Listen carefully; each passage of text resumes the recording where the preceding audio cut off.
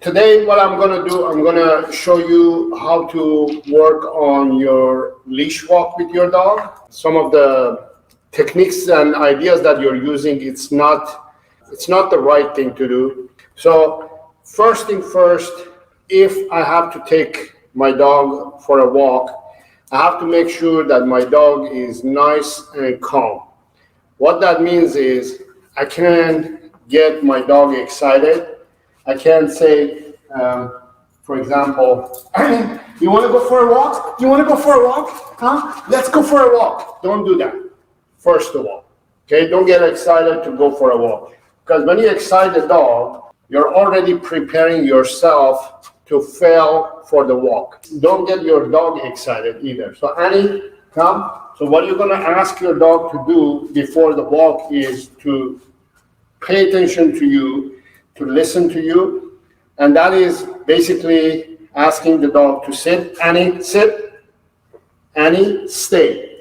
So you're going to ask your dog to sit and stay, and when they sit and stay, then you're going to put the leash on. This is very important. You want to make sure that your dog is nice and calm before you put the leash on. So you can either put the leash on and then go for a walk, or you can put the leash on and you can remove the leash and just practice this exercise itself, which is just sitting and being calm and putting the leash on and putting the leash off. That's your exercise for time being. Whatever you start doing now, it will get easier and much more controllable in few days. But you have to start somewhere. So you start today, you start with this exercise, which is asking your dog to sit and stay, put the leash on, put the leash, remove the leash off. We're taking our time to go for a walk, okay? So we're not even on the walk yet. I see some of you are using harness, some of you may be using different type of gadgets, some of you may be using a collar or anything. The idea here is not to depend on the tool. The tool is not the solution. The tool is there to help you just to have your dog on a leash. That's all it is. Whether it's collar or harness, it doesn't really matter what it is. Your goal here is to have control over your dog with or without the leash. When you put the leash on, does your dog take off?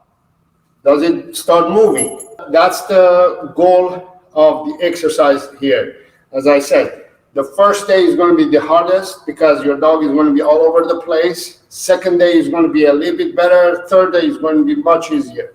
So we haven't even opened the door yet. We're not going out for a walk. We're just practicing calmness.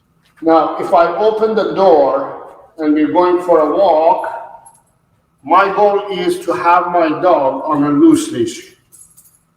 If you're walking like this, that's no. Your goal is to have your dog on a loose leash. Loose leash. That's what you want to go for a walk.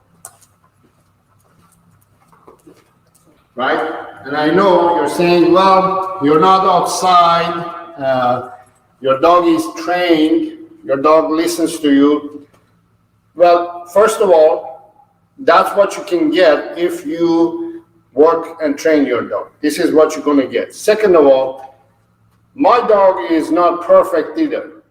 There is no perfect dog. Our goal is to create that perfection, right? I'm always also striving to get that perfection that I want. Now, when I'm going for a walk, I don't let my dog to go ahead of me. I want my dog to always walk beside me.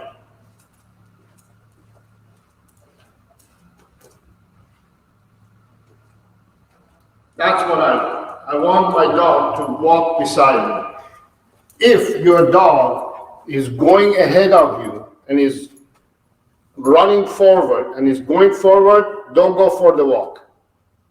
Take your time to stop, bring your dog back, and say no. Make sure that you go forward together.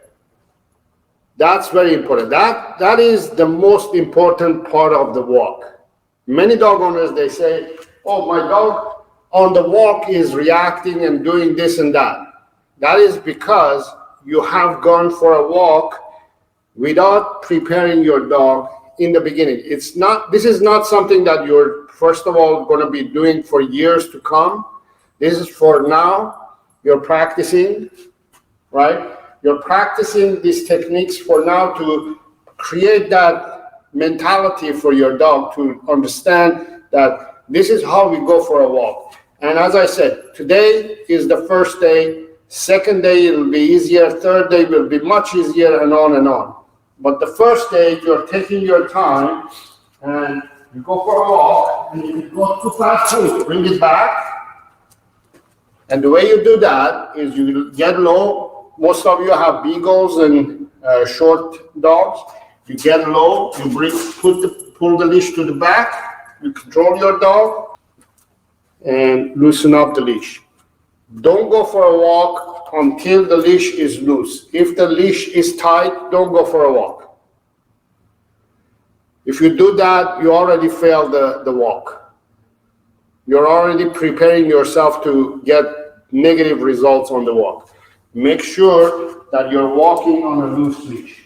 This was a short section of one of my webinars that I run on a monthly basis for my private students.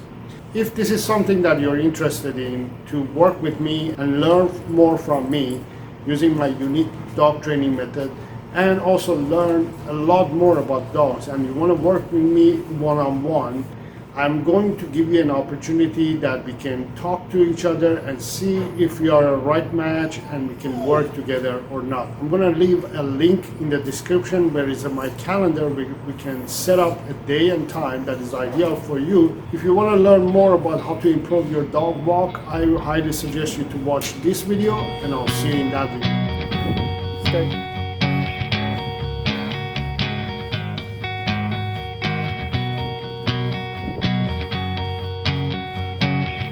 Come.